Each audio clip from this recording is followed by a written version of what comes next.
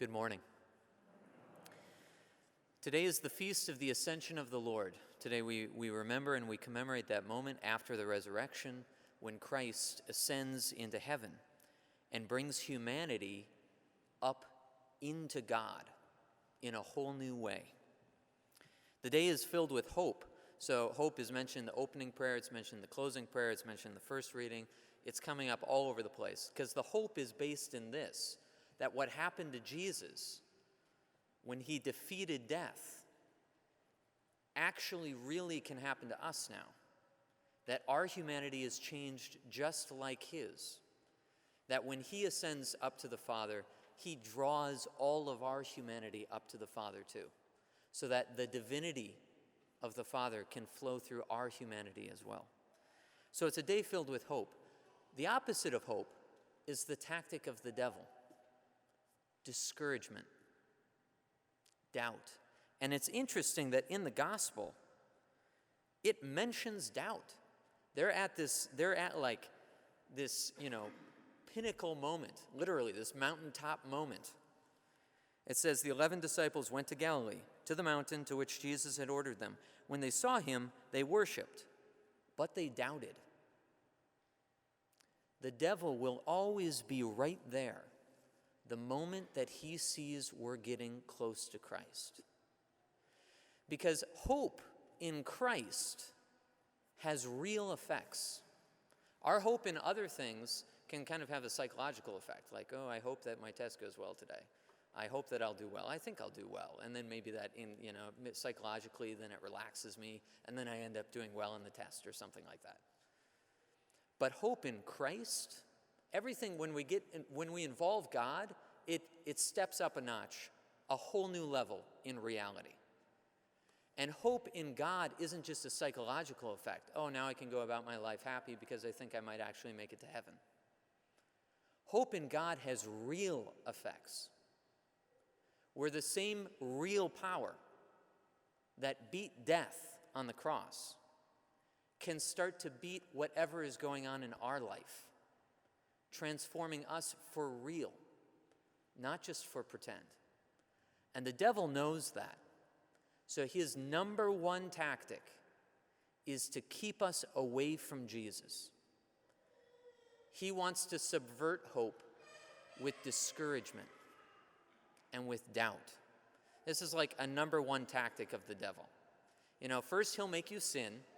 He'll make you do the thing that you don't want to do, but you kind of want to do, so you do it, and so you sin. But then he'll come back and say, look, you did it again. This sin that you've been struggling with, it has complete power over you. Any hope of ever beating it or ever getting past it, it's foolish. You will never beat this. It has complete control over you. It will always win. That's the tactic of the devil.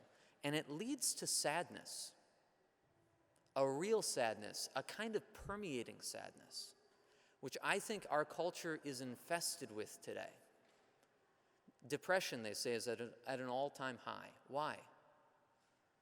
Because we can sometimes allow this tactic of the devil to beat us, to let us get tricked into this pattern of doubt and discouragement.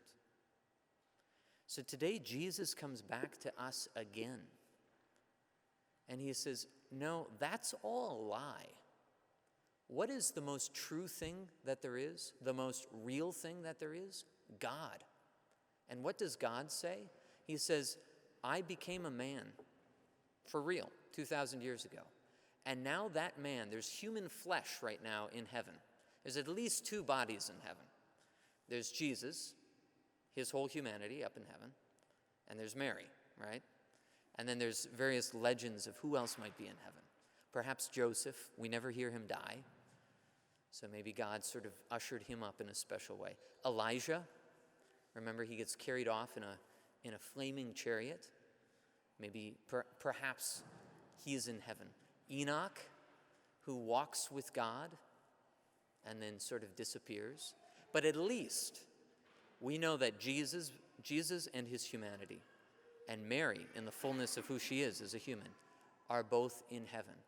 Humanity has already been perfected in those two, and it's working itself out in us if we allow what happened in those two to happen in us, which is to lay our wills at the feet of the will of the Father and to let him do in us what he wants to do. Today we say, Jesus, help me to surrender. It's really hard to do that. Help me to let go so that I can allow you to do in me what you want, and in fact then to bring heaven to earth even now.